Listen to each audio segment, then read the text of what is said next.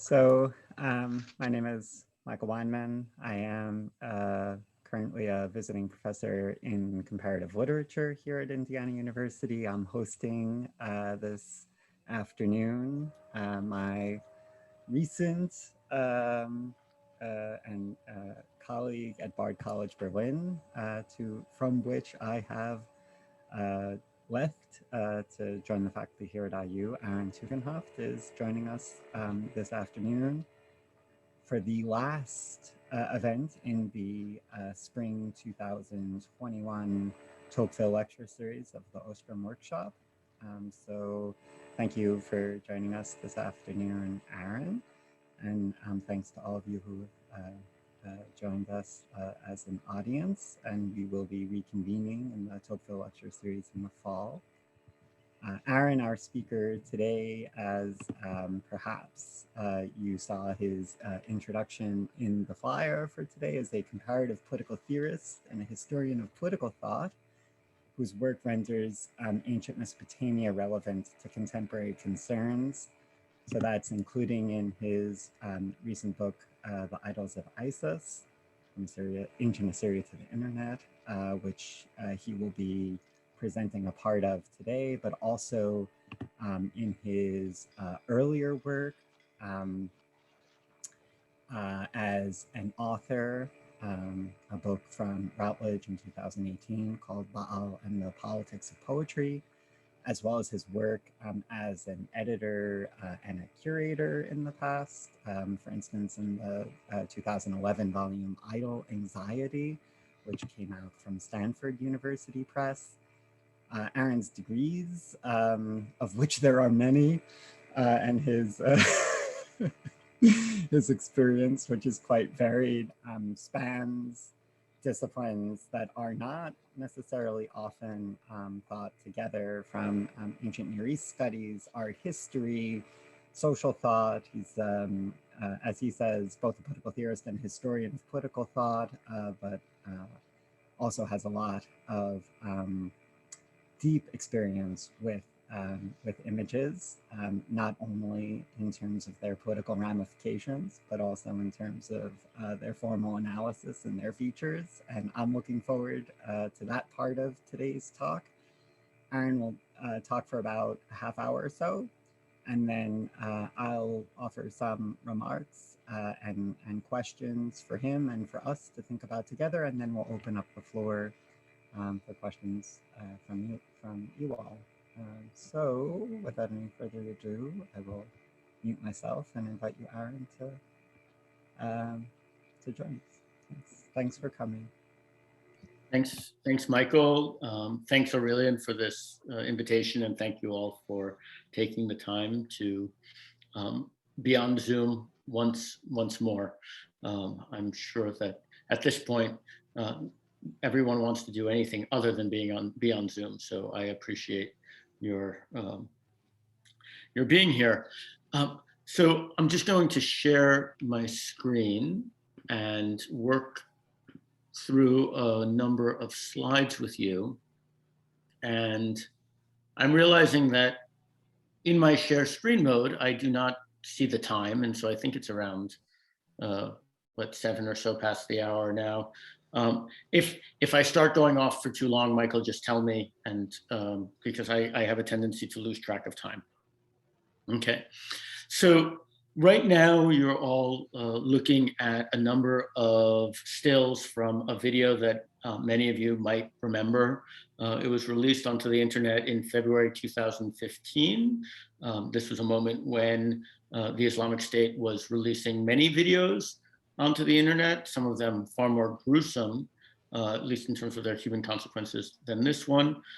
This is a video of the destruction of ancient sculpture in the Mosul Museum in northern Iraq.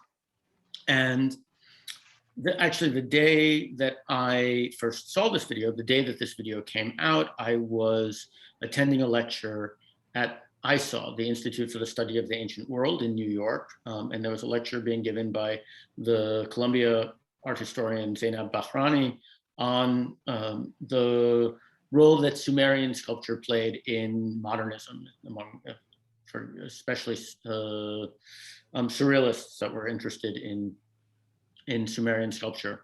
And I had been with some former students all day. I was not on my phone. I did not check Facebook. And at a certain point in the lecture, after the lecture, there was somebody asked a question about what should be done in response to what had happened that day. And I had no idea what they were talking about. So I went off into a corner, looked at my phone, and saw the video posted many times on my Facebook feed. And after the initial shock of the video, which I think a lot of people had, and certain people like me who professionalized in ancient Near Eastern studies, I noticed a similarity between the video and another image that I was familiar with. On the right here is a drawing of a now lost ancient Assyrian sculpture. It's lost in the 19th century when it was being shipped down the river to Basra to be shipped then to France. Never made it, but it was drawn in situ beforehand, so we have the drawings. And here we have a drawing from the palace of Sargon II at Corsapod. And this is just a small little snippet where we see three men with sledgehammers smashing the sculpture of a king that's lying horizontally on the ground. And I think that I don't need to point out the uncanny resemblance between that moment from the Assyrian relief and this moment from the ISIS video depicting three men with sledgehammers smashing the sculpture of a king lying horizontally on the ground. I think I can say for certain that the ISIS videographers had no familiarity with the ancient Assyrian sculpture. This was not done on purpose. Rather, it's an uncanny resemblance. Two images produced 2,500 years apart. And yet, on the other hand, only 25 kilometers away from one another, Corsapod being just 25 kilometers away from modern day Mosul.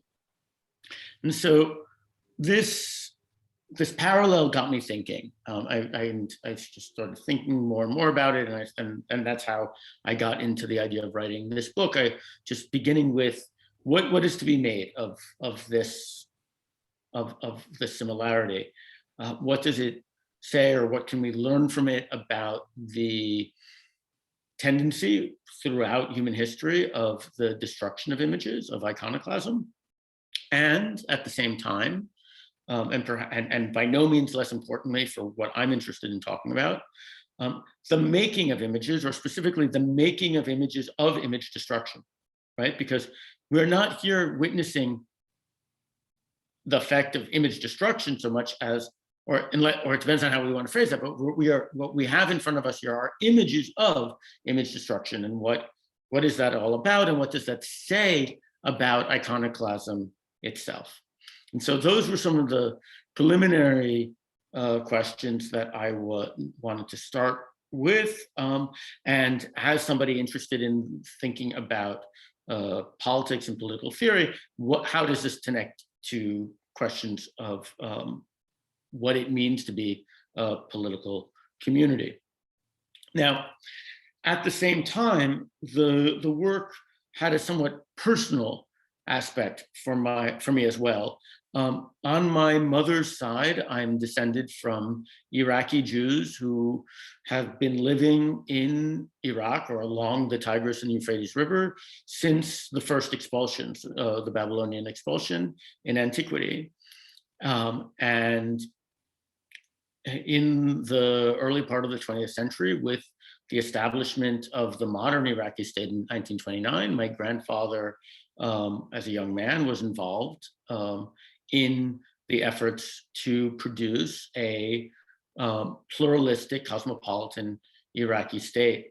Baghdad was an incredibly mixed city, and this was a place where Iraqis of Muslim and Christian and Jewish backgrounds, both Sunni and Shia, atheists, Marxists, poets, all came together and not that there weren't tensions, but there really was a sense that this was a polity that was being built out of plurality.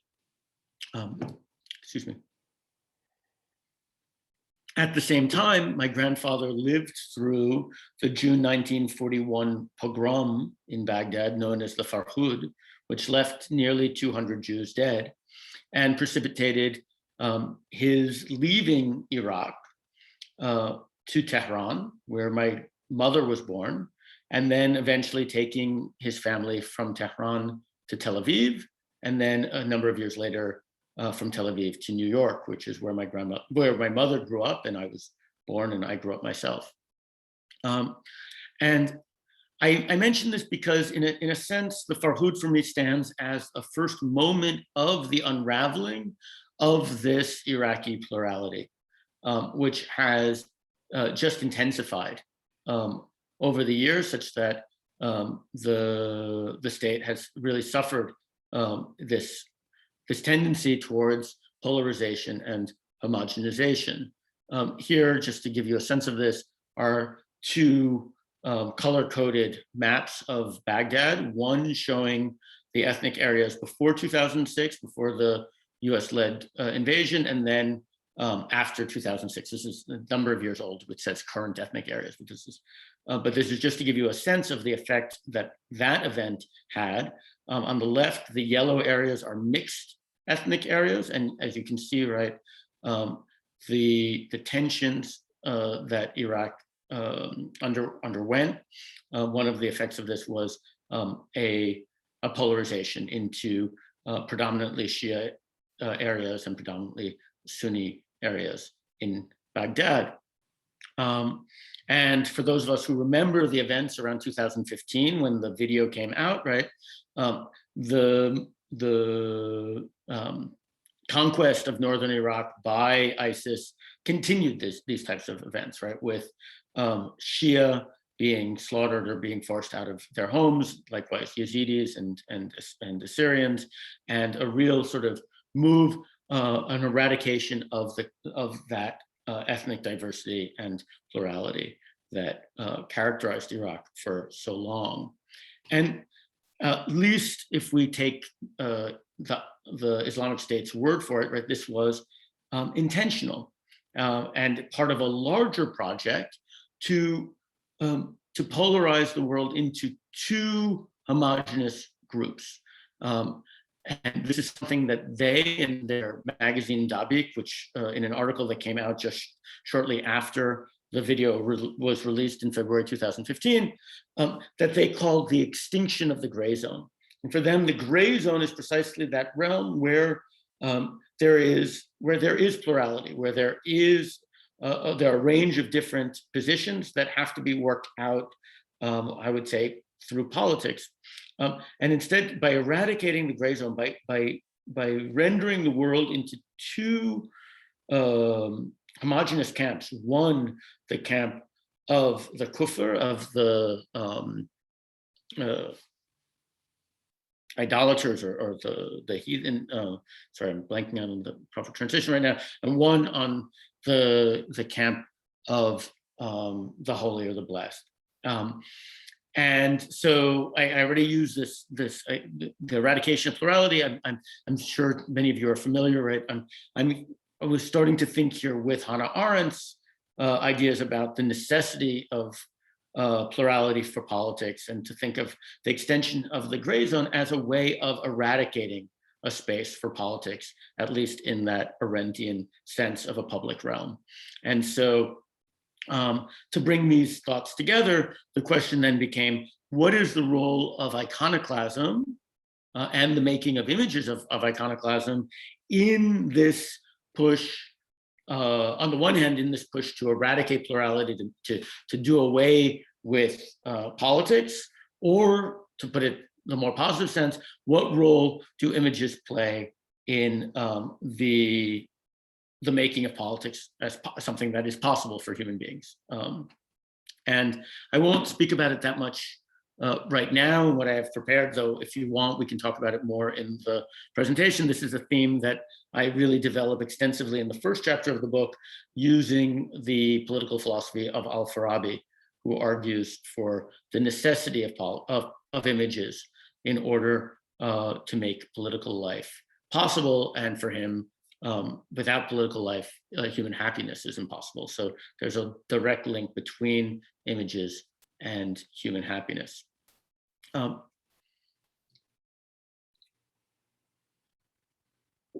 just want to share a couple of thoughts on this, partly because I particularly like this material, and the Moses and Aaron is an opera I'll mention in a minute by Schoenberg that my very first publication was on this opera. And so if we think about idolatry, or the idol, which is of course what the video claims the objects that are being destroyed, that they claim that these are idols, you can go back to one of these founding moments of the ideas about idolatry with the golden calf, while Moses is up getting the law on Sinai. And what is the relationship between this image and the law? Sort of fundamental question in the thinking about the story from the book of Exodus 32. And if you read closely, and I mean, on the left here, right, this is just a famous painting standing in for the story, famous painting by Poussin. In the story, Aaron, my namesake, right, who seems to be responsible for having made the golden calf, when Moses comes to him and says, Aaron, what have you done? Aaron says simply, well, I threw in the gold and out came this calf. Which I think can certainly be read as a denial of agency on the part of Aaron. And so underlying it, and this is to use the phrase that I used for the title of the anthology that I edited, there's a kind of anxiety, an idle anxiety, right?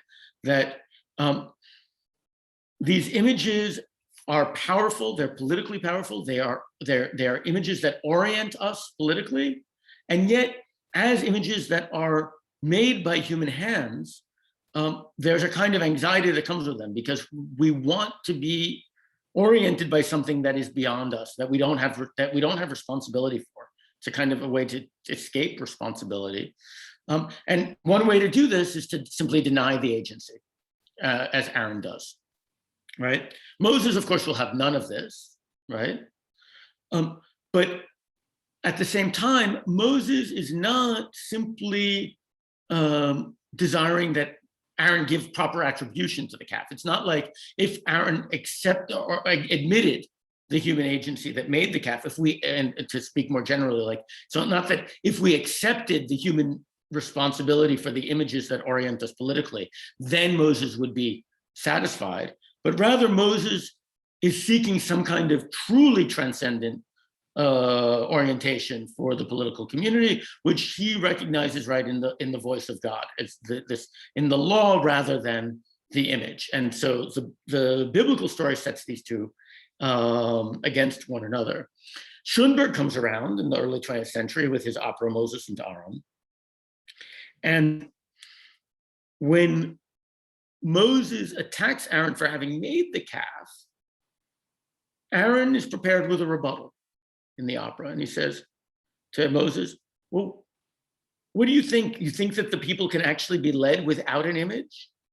And Aaron says, yeah. And Moses seems to think that it's possible to be led without an image. And Aaron says, look, when you destroyed the calf, that was an image, that was a performance, that you were performing that as an image to embed that in the imagination of the people, to give them some type of orientation, which of course frustrates Moses. And then Aaron says, and these tablets of the law that you're holding, right? They too are an image that you are using. And of course, Moses, frustrated, he takes the tablets and he smashes them down onto the ground. And Aaron, prepared with the rebuttal, says, that too, the smashing of the tablets, is an image. And at that point, Moses just collapses onto the stage and says these famous words, "Oh word, thou word that I lack," right? And he sort of gives up. This is the end of Act 2. The opera does continue. Schoenberg wrote a third act in which there seems to be hope for for Moses's project. But I think, not uninterestingly, Schoenberg never composed the music for that third act, so that that right now the opera ends with Moses at this point of despair. There's a lot more that can be said there about that, but I need to move on. And at least let's take one idea from what Aaron is saying here, which is that the destruction of images, whether it's the destruction of the calf or the destruction of the tablets, right, itself produces a new image, right? And this is something that is not unique to that case. It's certainly not, we've already seen it in the case of the Assyrian relief and in the case of the ISIS video. Here, this is a woodcut by Hochenberg showing the Beeldensturm in Antwerp, the destruction of images during the Protestant Reformation, right? And what do we have here? We see people, right, with these ropes pulling down old images of the saints. And so if you read, for example, a history of iconoclasm, very often you'll see this image sort of presented as if it's an illustration of iconoclasm, but it won't mention the fact, right, that it's not simply, it doesn't give us direct access to the iconoclasm, but it is itself, right, an image showing that iconoclasm, where the old images, right, the statues up on the top of the columns, have here become kind of props in a new performance, or have become sort of embedded within a new image. So the old images are now incorporated into the new image of image destruction. And one can say something similar on the right here, just two more images, right? One, the famous toppling of the statue of Saddam Hussein in Tahrir Square in Baghdad. Itself not a particularly interesting event. There were statues of Saddam that were toppled all over Iraq. What made that toppling so important? The fact that it was captured on camera, that it was televised live for the world to see, and then reproduced endlessly on the covers of newspapers and magazines in the weeks that followed, right? Days and weeks that followed.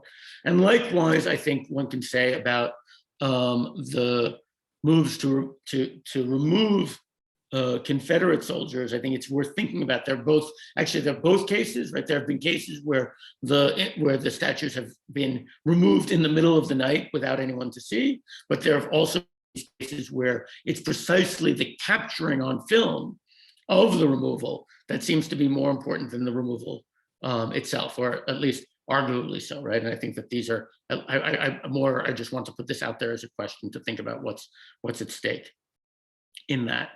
Now, if we connect this back to ISIS, none of this should be at all surprising when it comes to the Islamic State, because the Islamic State, if they were good at one thing, they were good at PR and they were good at image making. And here we have three cartoons. These were all entries in the Iran-sponsored Daesh cartoon and caricature contest from 2014, I think, something like this. And there are many, many cartoons that were entered. These are just three of them. These are just three that highlight ISIS's image savviness. I mean, on the left, right, we have Daesh, ISIS, sort of getting its star on Hollywood Boulevard next to Michael Jackson's and Steven Spielberg's. If you look closely, again, this is produced. This was an image produced for an Iranian contest.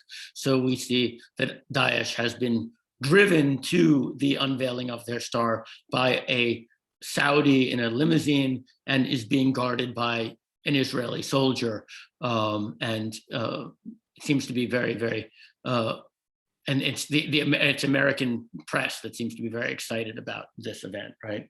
In the middle, this idea that ISIS is doing all of its activities for the camera, right? Everything is camera ready. And then finally, on the right, a cartoon suggesting that some fight with the sword and some fight with Facebook, right? So we have the Facebook F replacing the scimitar sword, and we see the importance of social media in the current fight.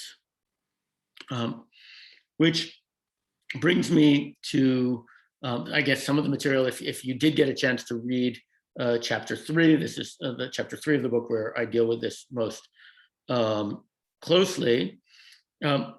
Here we have, again, I was talking about in the Hochenberg, right, the transformation of the images of one regime and how the old images of one regime now become part of a new image.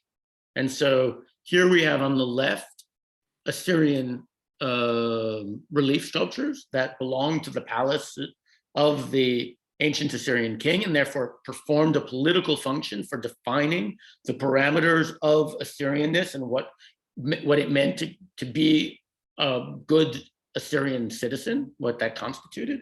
That's what these images did initially, and now we see them, barrel bombs exploded. These are stills from a video. We see them exploded, and then they appear on the right on my Facebook page, right?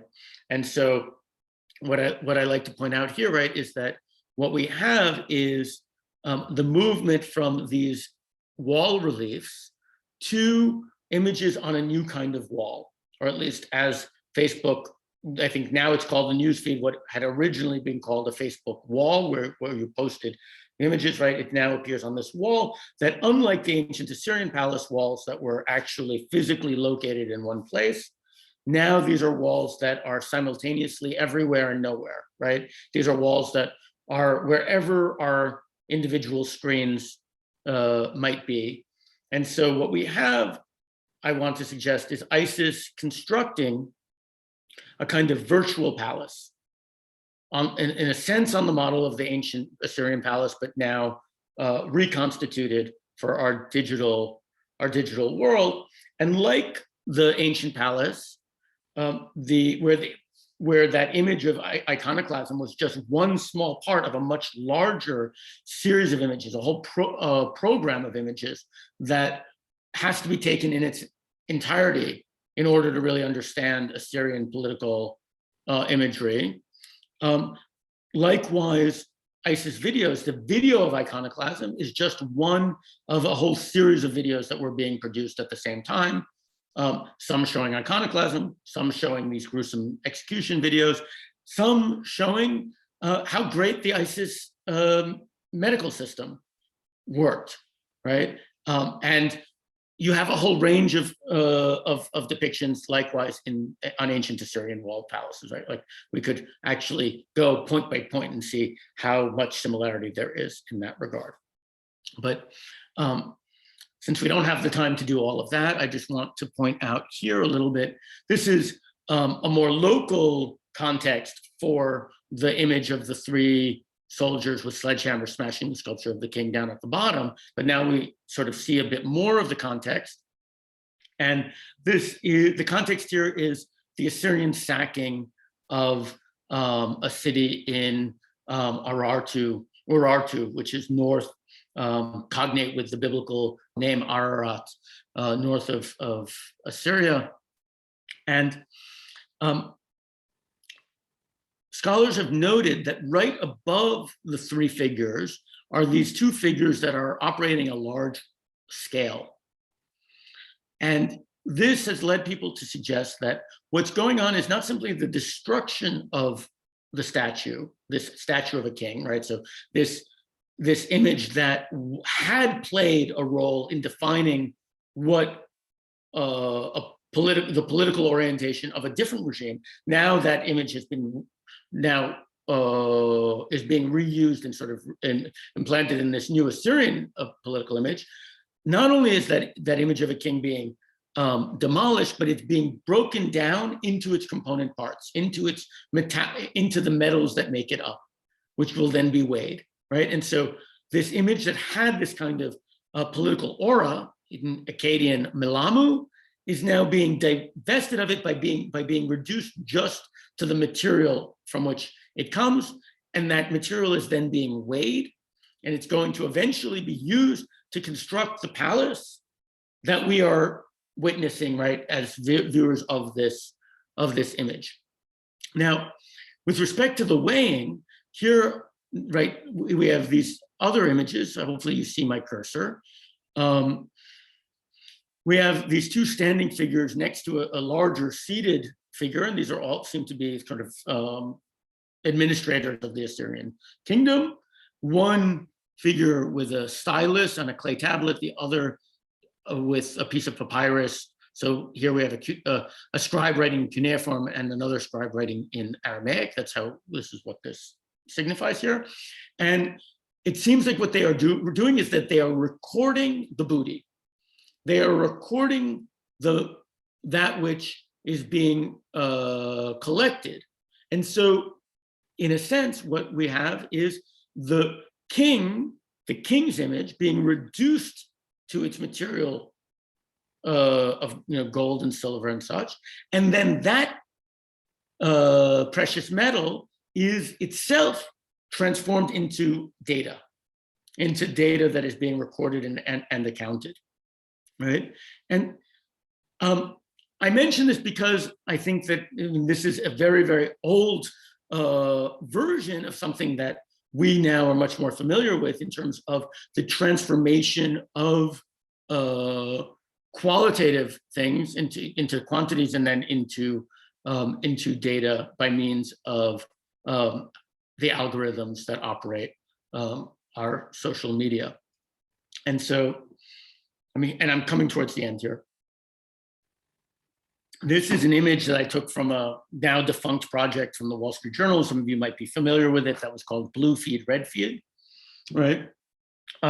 Which suggested that the images as they now are appearing on our screens, well, we don't all experience the same images because, as you all know, based on the algorithms and our activity, right, we end up seeing very different images, or the images, right, that are put in front of us, whether it's on Facebook or TikTok or Twitter, depending on and there's slight differences across those that are worth thinking through. But right, we end up experiencing different worlds. We end up experiencing worlds that have been, in a sense, curated for us. And you're all, I know, familiar with this phenomenon. Perhaps a slight twist on this that maybe you haven't been thinking about is that I didn't use this term in the book, but now I call this phenomenon algorithmic iconoclasm. So that if iconoclasm, in a sense, is about purifying the world of the images that one finds to be offensive or at odds with the political orientation that you want to experience as if natural or to be taken for granted, right? Well, perhaps the most effective form of iconoclasm that human beings have brought into being has nothing to do with hammers, but it has to do with our clicking fingers. Because it's in every time that we click, every time that we share, every time that we like, every time that we engage through social media, we are telling our computers, right, to give us more of what we supposedly like and less that doesn't fit that, such that we are constantly actively purifying our world of those images that might present an alternative to what what is our comfort zone, right? And so that kind of plurality that Hannah Arendt describes as sort of necessary starts to disappear, and we ourselves, through our clicking, produce the kind of extinction of the gray zone that ISIS claims to have wanted to do sort of on the ground in Syria and Iraq. And I mean, in response to a growing sense that people are starting to get frustrated with what social media has been doing to us as human beings and as political beings, Mark Zuckerberg said, people are going to just get angrier and angrier and will eventually say, screw it, take a hammer to the whole thing. And perhaps that might happen, though I'm not so sure. that will happen, but I think it's interesting to trace hammers throughout. But if I may just close with one last thought and one last kind of hammer, which is to use a hammer differently than either ISIS or the Assyrian soldiers or Zuckerberg have in mind. I'm sure many of you know the late work by Friedrich Nietzsche, Twilight of the Idols, or How Man Can Philosophize with a Hammer. And in that work, Nietzsche suggests that we engage with idols not by smashing them, right? We should not use our hammers to smash idols, but rather we should wield hammers as if they were tuning forks, to tap idols in order to let the hollowness of them resound so that we can hear their hollowness without smashing them. And I think that we can connect this to what I've been saying before, is that if iconoclasm, if the smashing of images is so often really just another form of image production, such that we're not actually getting away from images, we're just producing new ones. And if all images have something false in them, we're just replacing one set of images with another. And Nietzsche suggests, well, what we need to do rather is to tap images in order to let that hollowness resound. One of the problems, though, is that as our world becomes, more like this one, right? As we experience the world so homogenously, it becomes harder and harder, I think, for us to recognize the necessity of tapping, or to realize that what we see, that what we're taking for granted, what we are experiencing as natural, right? That there is even anything that the necessity of tapping becomes harder, right? So basically, the activity of thinking, the activity of philosophy becomes that much harder. And here, just to close, right?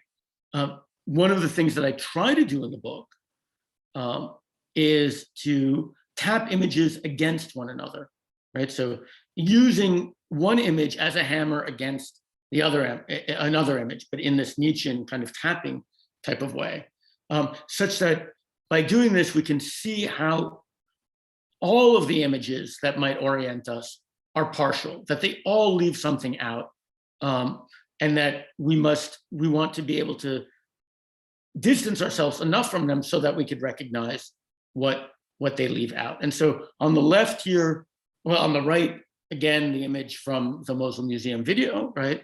On the left, an image from the Nineveh room, 19th century engraving from the Nineveh room at the British Museum, right? Here, both images of museums with ancient Near Eastern objects in them. And in a very profound way, I believe that both of these images are instructing us on how we should comport ourselves in a museum. Both of these images are meant to teach us how to comport ourselves in a museum. They have different opinions about how one should go about that, right? If we only see one of them, if our world is such that we can't think about the other one, we only see one of them, we might take it for granted that it is telling us the whole story, right? On the right, if we only see that one, we might very comfortably engage in our attitude towards colonialism and imperialist museums, and that these museums are are manifestations of colonial oppression, and they need to be just shattered and brought down. And there is truth in that, right? On the left, we might think museums are good places for us to engage in contemplation, right, about the past and about other cultures, right? And there is truth in that. By putting them next to each other, right, well, we might see that the attitude towards ancient sculptures on the right might be lacking certain things, even if there is truth in it. And likewise, the image on the left hides the fact that this museum only exists thanks to the British Empire and other other elements, right? We could go into this a lot more in more detail. My point is simply how images can be used as means of tapping one against the other. Of course, though, in order to do this, we need to become aware of a whole range of images. We need to be exposed to a range of images. And I think that, again, to the extent that the images that we experience are more and more being experienced through our screens, and the screens themselves are editing out the images that might most serve as worthy tapping hammers for our images, we might very well be, in a situation where it becomes harder and harder to engage in this type of tapping, and therefore harder and harder to do that kind of work of thinking that allows us to get the distance from the images that we have orienting us in our political lives. And if this presentation at least gets us to think about this as a serious problem and how we might try to deal with it, then I think then I'd be happy. So anyway, I'll stop talking there. I'm sure I've gone way over, but that's what I wanted to present. And thank you for your patience.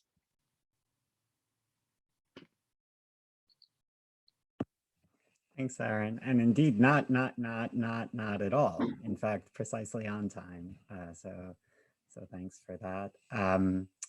So I have some comments in reply that address some of the main themes of chapter 3, which you circulated in advance, Aaron, and then your talk today broached a lot of those themes, but also I think very helpfully, at least for my listening, introduced us to some of the themes that come out indeed from the prologue and from the earlier chapters. So so I really appreciate that. And if folks who are here have a question, then you can maybe DM those to me if you like, and just to have a sense of what people are interested in, and then I'll call on you after my brief remarks, which are meant to sort of open up 3 lines of possible conversations. So I have kind of 4 brief points. One is just a kind of retelling of what I take to be one central theme from chapter 3 that we heard a variant on here, which is to say, why, so here I'm quoting from page 76, referring to one of the 2 main images that the chapter reflects on and which you shared with us at the beginning of the talk today, Aaron. Why, thinking of this relief that commemorates the triumph of the ancient Assyrian ruler, why, here I'll just quote you, why decorate the palace with an image that acknowledges the existence of an alternative political image? And so I just want to take us back to that element. Your talk today, I think, focused a lot on what we might call audience response and thinking about ourselves as connoisseurs of the Facebook feed or wall or whatever it is, the Twitter stream, and thinking about how our appreciation of images is itself undermined by the monochrome nature, the red-blue, let's say, is one way of thinking about it, or the increasing polarization in Baghdad itself, for instance, this feature of our media experience, but reminding us also of the interest that you have, as expressed in the 3rd chapter, in those who create such images themselves, right? And so a resonance this will have maybe with the talk that we could think about together with that example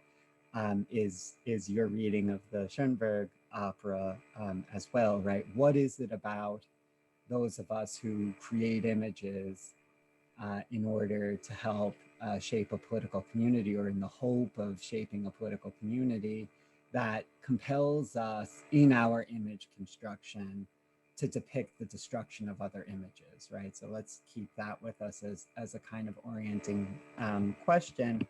And in that regard, I just wanted to bring out three other elements of the third chapters and put them back on the table as we reflect on the chapter together with your talk today. One of them would be the global market itself, would be sort of conditions of contemporary capitalism. And this here would maybe resonate in the moment in your talk today, where you reflect on, right, what's above the image of the iconoclasm itself in the ancient relief, which, as you point out, this is from page 78, illustrates not just technological achievement, but a massive administrative program, right? So you're reading of the two figures, the two scribes, the one writing on papyrus and the one writing with the stylus on clay, right? So we have this massive administrative program that affected over 1.5 million people. Assyrian policy, which is depicted itself, right, in the tablet, interestingly, Assyrian policy aimed to erode local patriotic allegiance while promoting economic efficiency. Administrators like those that we see depicted directed laborers where they were most needed, much as the free labor market is said to do today. That's close quote. So this, I think, remains, I think it's fair to say, somewhat undeveloped in the third chapter, this thought that there's a real symmetry, or maybe even that contemporary bureaucratic administration itself is in some sense an outgrowth of the ancient Assyrian imperial administration. So either maybe an outgrowth of, or at a minimum, it's comparable to, and that I wonder, Aaron, if you think that ISIS's failure to kind of institutionalize itself as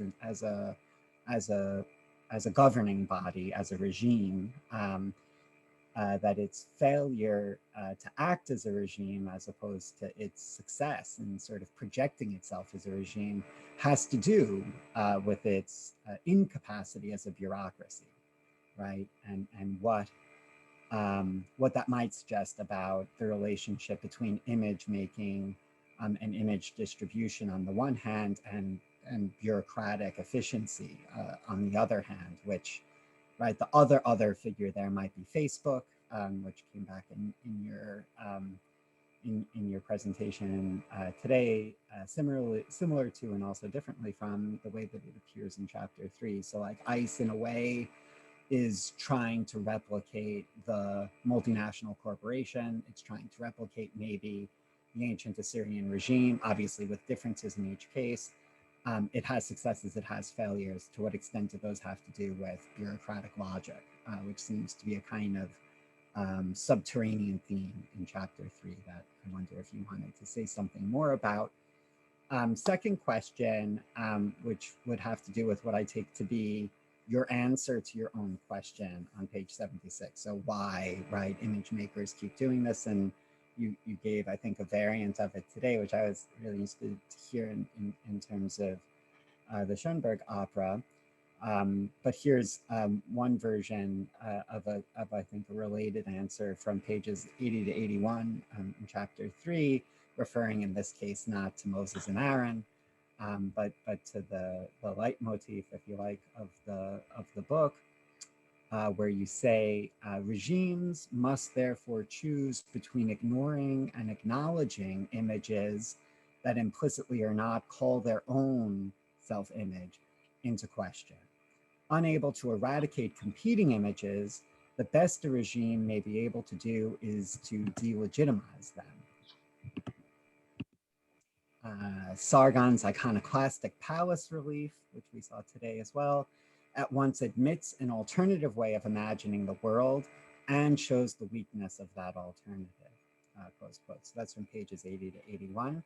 And I'm wondering how, if you might want to go back and surmise, I think the image that you shared with us today of the transition from the relief to the video depicting the destruction of the tablets, to the dissemination of the video of the destruction, through social media is an answer to the question I'm about to ask, but maybe if you could spell out a bit more concretely, so to say, how Sargon's approach to producing images of image destruction compares with ISIS's strategy, and particularly its web presence, and how that looks today, and if it looks any different, you know, in the current world where ISIS or Daesh as an actual ruling governing body seems to be in a very different position than, say, 5 years ago.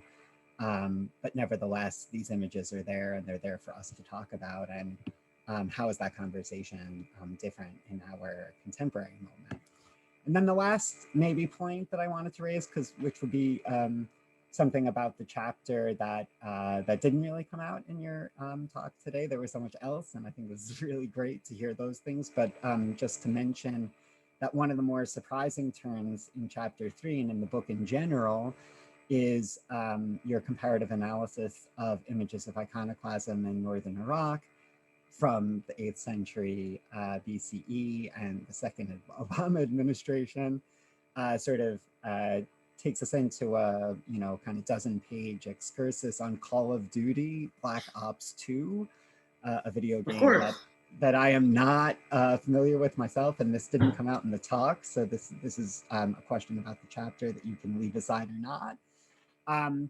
And I just wanted to call attention, maybe just, I have a few quotes from this excursus, and I guess that I would pick out this one sentence from page 86 where you say that ISIS videos imitate, and I guess these were recruiting videos, right? They imitate video games in that they themselves are imitations of the real world, right? The way that real world war is waged, in part through, I guess, a form of psychological warfare that involves the ways that soldiers and then drones record themselves destroying things, right? And then present those images of the destruction that they themselves are wielding to, you know, to the armed forces and then to citizens through, in the first case, broadcast TV, right? In 1991, maybe we experienced this for the first time in the US through the nightly news. And then, of course, with communication possibilities, this gets much more direct and anarchic and so on over the last 15 years. And so I guess the question that I want to ask about this, observing that you spend some time observing this in the 3rd chapter, is how do we, or how might one measure, again, the success or the failure of this operation? So, right, how does this media strategy kind of manifest itself or not in power, I guess, ultimately, in the successful wielding of power on in the international or the global arena? And as a way of kind of thinking about the very ending of chapter 3, which, as you know, goes back to chapter 1, to just throw out the name Al-Farabi there and to sort of go back to some of the earlier questions in the book, which you talk about in the talk today. Yeah, and how the production of images, including images of the destruction of images, helps the state to subsist and ultimately, right, is conducive to human happiness or something like that. Yeah, so those are my 3 questions. I don't know if you want to take those on or take on one of them, and then I know Jamie had a question. Yeah, so first of all, thank you, Michael, for these, you know, astute questions and really probing questions. I think there's too much there for me. I don't want to be. I want to give time for other people also to perhaps, you know, weigh in. I'd say that with respect to the second question, I'm not sure if I have more than I have already said, at least, you know, immediately. With respect to the third one, I think that it's a really good question, but I don't think I have any wisdom immediately to share, though I think it would be interesting to talk about. I think it's more about, so let me at least say a couple of things that at least tendentially perhaps relate to the first one, and then we can go on from there. I hope you don't mind if I just choose to limit myself to that one. And in a way, I think that what I'm about to say really is just the product of trying to make sense of things thanks to the way that you were framing the problem. And this is not, I've never articulated this before, right? So this is not some type of answer that I've, just regularly given. Because you asked about like whether it's failure of ISIS has something to do with the failure of bureaucratic logic or what have you. I mean, I think that this is complicated. I mean, I think first of all, and I'm not an expert, despite appearances, I'm not an expert of the on the ground day-to-day realities of Islamic State, but I think that from what you hear, and I think that was not all just propaganda. I think that in certain respects, like the administration of certain things like the healthcare system was actually quite efficient in certain ways, right? So it's not immediately, I don't think it's immediately a failure, but again, there might be people here who have more factual knowledge on that than I do. But what I can say is that I think that what this brings into relief is a kind of way to think about a tension, which I'm sure we're all familiar with in our world, between certain types of global universal claims and certain types of nation state claims, right? And so one of the things that one could say, right, is that somehow, so the Islamic State calls itself a state, right? And yet I think it's pretty clear that none of the so-called states that constitute the kind of global international community were prepared to accept the Islamic State as a state, right? But one has to also wonder, like, is that because they were disruptive to the global system and therefore didn't fit into a kind of global system, or is it that they didn't meet the standards, whatever standards those might be, of being a nation state? Which seems to me those are two different questions, right? Like, do they not fit into American hegemony, or do they not fit into what qualifies to be a state? Maybe that is a question. And one of the problems here too, right? Like, in a way here, I'm just sort of layering out sort of, I think, the complexities here. They call themselves a state, which perhaps might suggest that they're open to the idea that there will be other states, right? So that they could have a place among the nations in the plural, right? But we've already seen that with this idea of the extermination of extinction of the gray zone, if there's going to be anything beyond them, it's not one of a plurality of legitimate states, but rather a dichotomy between the one legitimate and the other camp of which is the illegitimate, right? Which might very well be exactly how the global American hegemony thinks about the world, right? So there's actually a similarity there, right? And then this is also complicated by the fact that one of the constantly repeated images or gestures that Islamic State used in its videos, right, was the burning of passports and the claim that they were, and this was in the name Iraq and Syria, right? The delegitimizing of the Sykes-Picot line in the sand between that a Frenchman and a Brit decide, over coffee or whatever, Armagnac or whatever it was, right? Where Syria was going to end and where Iraq was going to begin, and vice versa. By the way, this as an aside, I just find this to be somewhat curious, right? I'm not necessarily suggesting that there are natural borders, right? That states have natural borders, but it's at least worth noting that at its largest extent, the territory controlled by ISIS roughly correlated to the territory controlled by the Middle Assyrian Kingdom. Whereas no state in antiquity or through the Middle Ages that I'm aware of, right, in that region ever naturally correlated to either what is now Iraq or to what is now Syria. Right, those are purely products of a French and a Brit deciding on what was going to happen in the Middle East. So I don't know what to make of that, right? But I think that that's just worth playing with, right? So this is not an answer to your question. It's just sort of like reflections on how perhaps this project can, and reflecting on these questions, help us to see sort of the what are those moments when we want to be talking about nation states and a regime of nation states? When are those moments that we're talking about a kind of global hegemonic regime? And when is it convenient to use one, and when is it convenient to use the other? And how does the kind of arrival of ISIS sort of throw a wrench into that makes it somehow more visible and therefore worth pondering? But I don't know if I have more to say on that than that for now. I'd actually love to hear what other people say, because I think that there must be people who are more expert on than I am on this.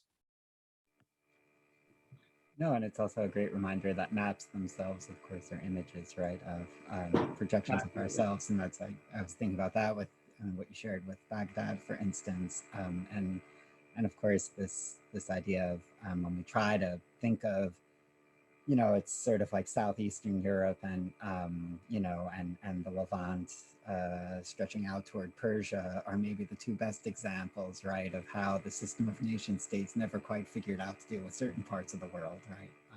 And so it's good to remember that. Jamie had a question, and then Aurelian, I think, but Jamie, do you want to go first?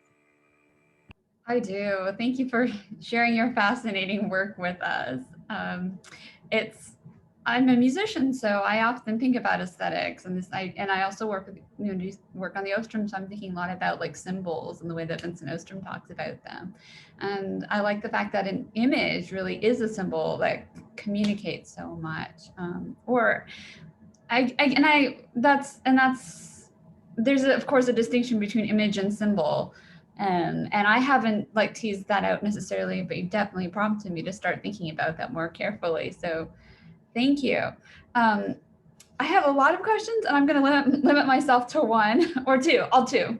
And first is that Vincent Ostrom talks about how, like, as people, we are artifact makers, and his point is that, you know, political systems are artifacts, just like a piece of art is an artifact.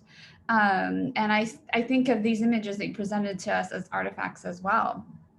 And one of the things that makes artifacts so fascinating to me is their connection with culture.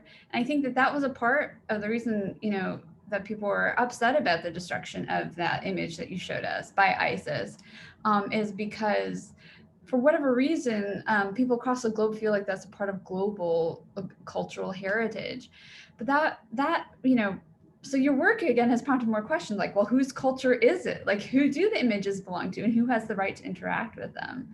And I suppose this is a question that was also that I've been thinking about too, since you know, since the news came out about the procession of the pharaohs and the moving of all of these mummies to, you know, this new museum that Egypt has constructed. And so, yeah. So my question is, whose culture, who has the right to interact with the artifact, and then to wrap up my question, here's a bigger question. Are you arguing that to restore plurality, we have to destroy the personal images that we construct per Nietzsche?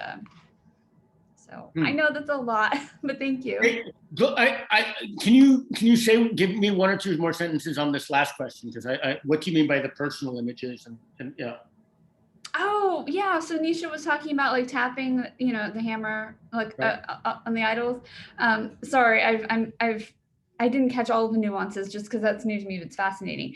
Well, for instance, you know, I think about this idea of plurality versus homogeneity, and there's fears now that we are moving towards a homogeneous culture just because of cancel culture, for instance.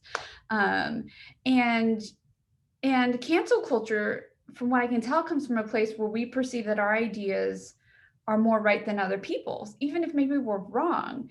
And so this way, and so it's, well, that's actually not even that. It's like we believe that if somebody else's idea is wrong, they don't have the right to express it. Mm-hmm. So I'm sorry, I'm kind of improving now because I'm thinking through that. So to restore plurality, I guess what I'm thinking is, do we need to take the hammer to our own notion that other people don't have the right to have a say if we disagree with them? Yeah, no, I think it's a great question, and I think that, you know, if this term cancel culture, but we can, there's no, it is a form of iconoclasm, so to speak, right? It's a form of wielding a hammer. And so I think that if the hammer is connected to that desire, as I guess I'm suggesting, right, this desire to live without the mess of politics, without having to deal with the fact that other people who might have different opinions and have, and I can't really be certain that their opinions or their views on things are wrong, right? It's if I can be certain that they're absolutely wrong, then I can feel very confident in myself, right? But it's so therefore, if I'm not so certain about it, right, then that could be really disconcerting, right? And the question is, do I live with that uncertainty, or do I smash them in order so that I don't have to deal with that, right? And I think that that's in a way one of the things that is very much running throughout the whole book. With respect to the first question, and I think that they hopefully they think that they can certainly be linked. So absolutely about artifacts, right? And in a sense, that's what when I briefly mentioned, right, this anxiety, what I call, in a way, was already in my work in the book Idle Anxiety. This anxiety about the work, what the biblical writers will call the work of one's hands, right? The prophet says, like, you know, they bow to the work of their hands, right? Implication being that there's an alternative, that they could do something other than bow to the work of their hands. And in a way, following Farabi, I want to suggest that, like, it is in the nature of our human condition that either we accept bowing to the work of our hands to a certain extent and maybe somehow control it, but don't ever be so tricked as to believe that we can eradicate it, right? Or to live in the fantasy that we are eradicating it, that we have eradicated it, which produces a whole bunch of problems that I think are worse than somehow coming to handling it in a more complex and more honest way.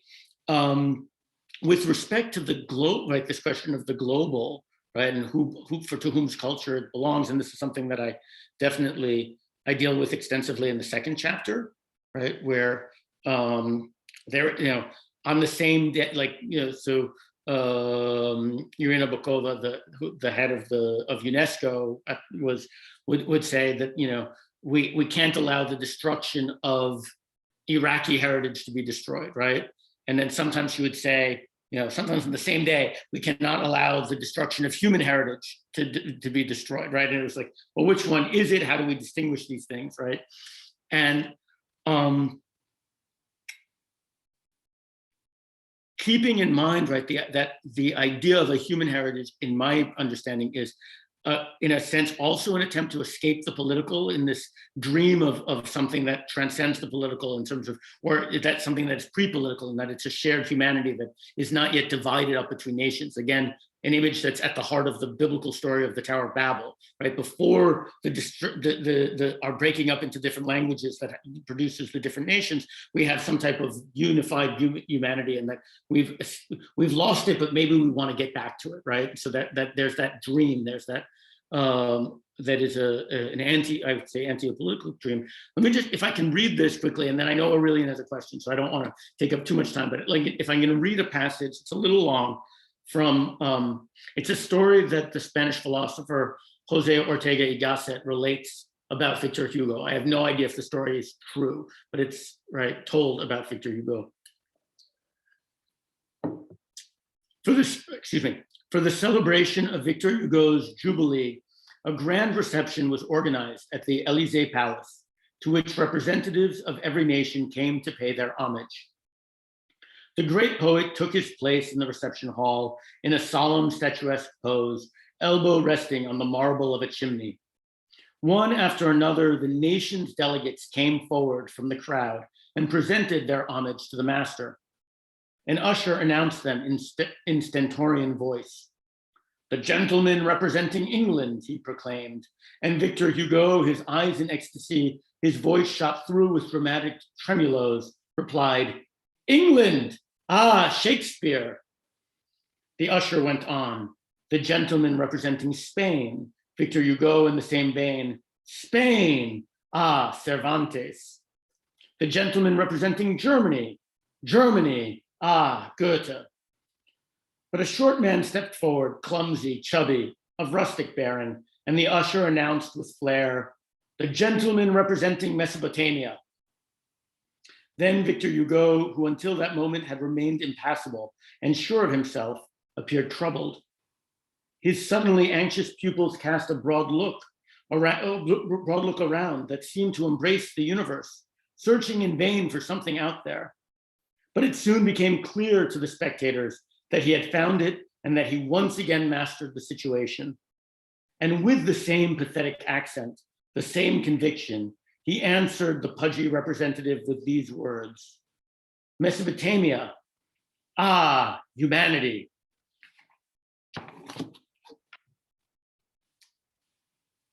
I think that there's a lot to be said. I mean, I'll leave it unsaid, but I think that a lot can be said about the assumptions underlying that story, how Iraq has been treated, at least in the European imagination, as the quote unquote cradle of civilization, and how that plays into a lot of these issues. And so just leave it at that. I mean, Victor Hugo is the perfect segue to Aurelian's question. I don't know, Aurelian, do you want to ask your question live? I think it's better to, you can read it. My connection is not that great, so yeah, I'll prefer you to read it. No worries. Yeah. Okay. So Aurelian's question, actually, I guess, Aaron, you can read it too, right? Read it out loud so that way I don't read it. Yeah, okay. Is that on pages 33 and 34, you refer to the role of images in the French Revolution. And Aurelian asked if you could say a few more words about that, about what you have in mind, and especially the distinction, or maybe I would also say like this, the intertwinement, right? As you also spoke about it with Moses and Aaron, of idolatry and iconoclasm, and which one is the quintessential crime and expression of ignorance, and why? Right. Great. I mean, I love getting these questions where I know the questioner can actually answer the question far better than I can. So thank you, Aurelian, for putting me on the spot, but I'd love to get the true answer afterwards. So, you know, in that section, and again, everything in this book is way too brief. So I know that I've definitely opened myself up to criticism along the way, but I did find it.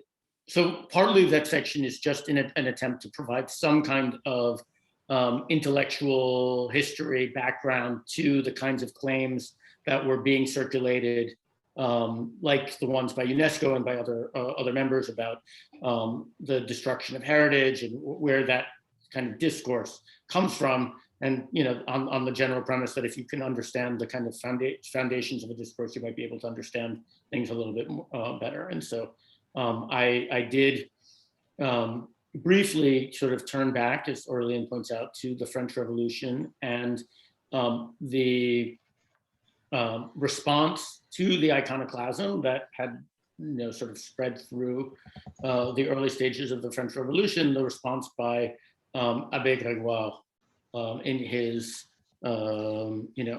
second report on vandalism, a word that he coined, right?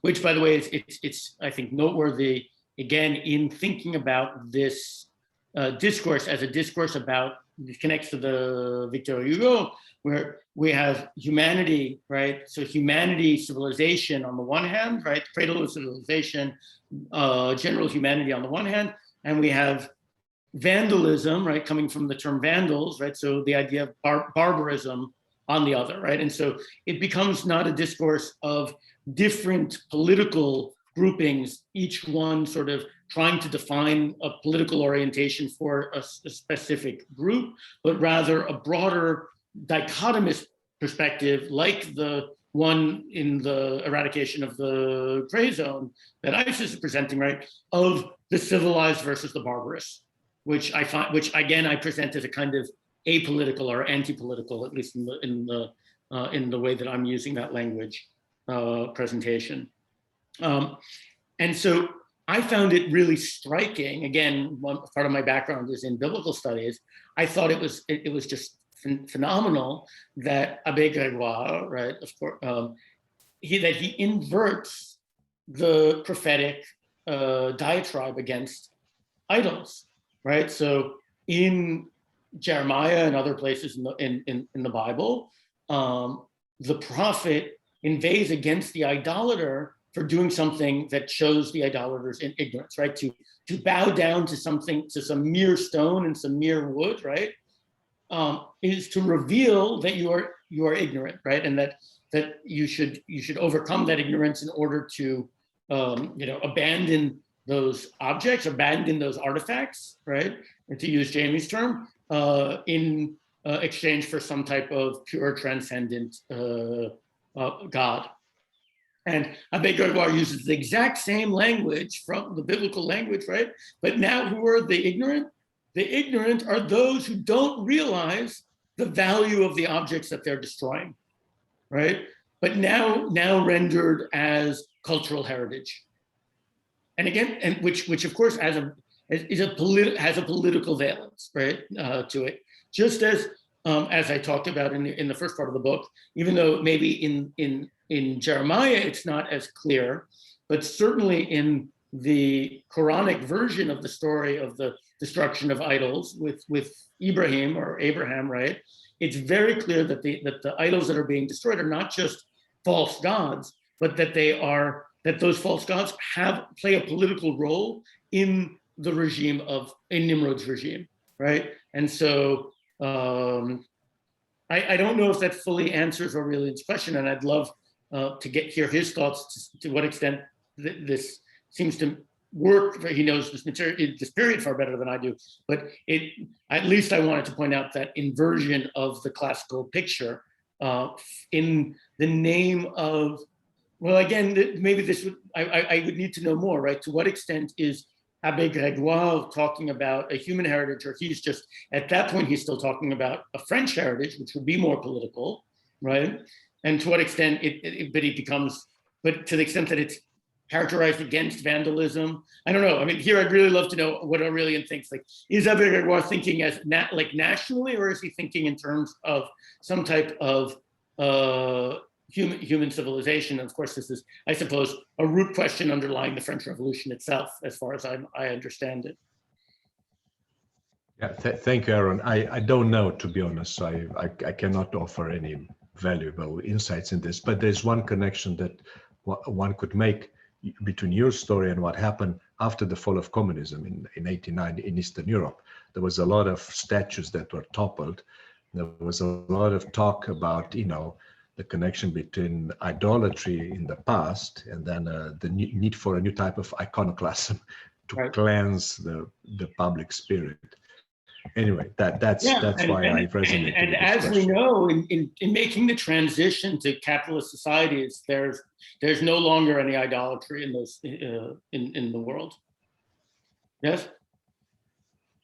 Yeah. Well, there is, but it's a different one. Exactly, right. It's a replace. Right. This is what I was just saying. Right. It's always and which is not to say, right. It's not to say that we have to throw our hands up. Right. It is. I definitely believe that we need to be engaged in precisely that work of judgment, right? Of being able to evaluate the regimes for better or for worse. But to think that we can escape an idolatrous regime for a non-idolatrous regime, I think is way too simplistic. As correct. Yeah. I fully agree with that. Yeah.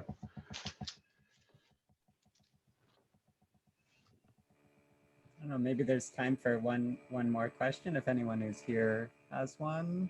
I don't have anyone on the list. I mean, I could pick up from that. I mean, maybe and you could I say mean, I would like to, I mean, Michael, if you want, I mean, if, first of all, if there's any other questions, please, I'd love to hear from more people. But I mean, Michael, I know you've been working a lot on Weber recently. And so if you wanted to pick up on some of the, you know, I like you said, very underdeveloped references to Weber towards the end of that chapter. If you have any thoughts on how to build things there, I would love to hear them. Right. Well, this was just an observation, sort of the first and the third questions that I shared there, right? And this would go into.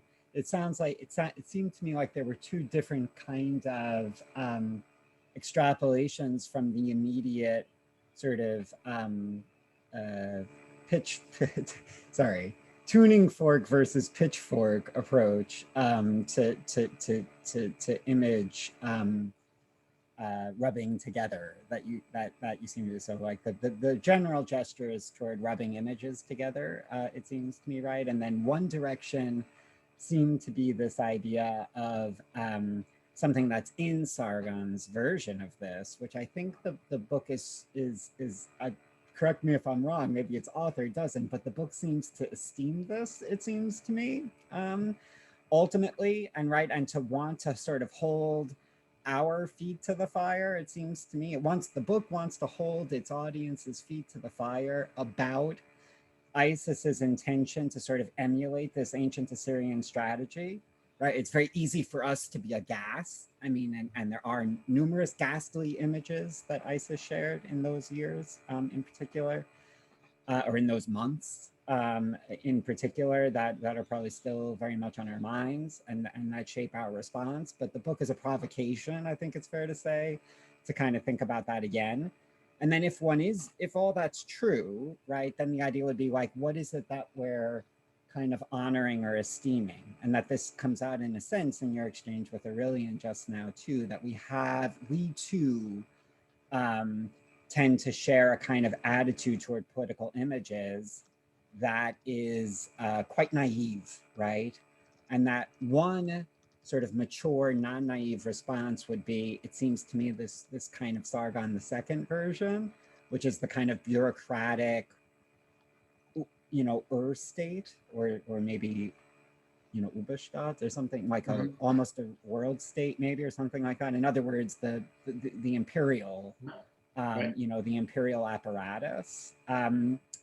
And then the other one, which I think is very different, but maybe I'm wrong, is the Farabi, right? Which we didn't talk an awful lot about today, but that's like, seems to me like the pages 33 to 34 in the Grégoire, that feels to me like a kind of as you say, to sort of do the intellectual historical excavation of where are our traces of Farabi's intuition within, let's say, the humanist tradition, that we can sort of bring back to the table in this Nietzschean Twilight of the Idols kind of moment, right? And that's the Farabi lineage. So the Sargon II, which I'm associating with Weber, would be like one lineage, and this other lineage is the Farabi, which I think is different.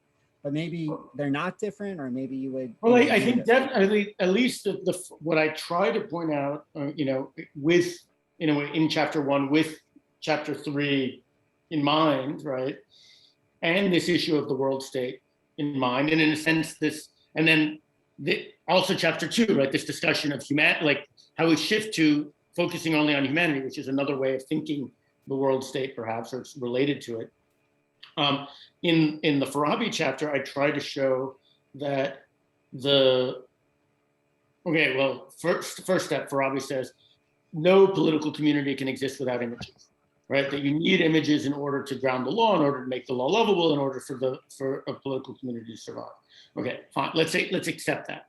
Then the second question is, okay, well, can there be images that would ground a world state, right? Can there be universal images that would, therefore, okay, we need images, but the images, we can still have a world state, we can still have and I try to show in chapter 1 why that is an unlikely possibility, right? That it is self-contradictory in a certain way, that alternative images, because images are always imperfect, there's always the possibility of an alternative image. By definition, images are imperfect. Otherwise, here you can use the example of a map, where we're talking about maps, right? The wonderful story in Borges, right? That you made a map so perfect, right? That everything was exactly identical to the thing that it was mapping, right? But that would no longer be a map, right? It would just be the world itself. And to the extent that such an image is impossible or unpracticable, there will always be the possibility of alternative images, and therefore there's always at least implicitly the possibility of challenging any claim to universality. At least that's one of, yeah. The alternative to that, right? The other extreme of that, this is on page 94, right? Which is perhaps, connected maybe to the Weberian you're talking about, right? Is something along the lines of the Onion's headline about solving the political problem, not in the world, but you could have just expand it, right? So the Onion came up with a political solution to the Middle East problem with that line: everyone in Middle East given own country in 317 million state solution, right? And so if that's going to be the solution to the Middle East political problem, I don't see why it can't be expanded, right, to solve the political problem as such. But of course, that's just as Borges's map is no map, this is no political, the Onion's political solution is no political solution.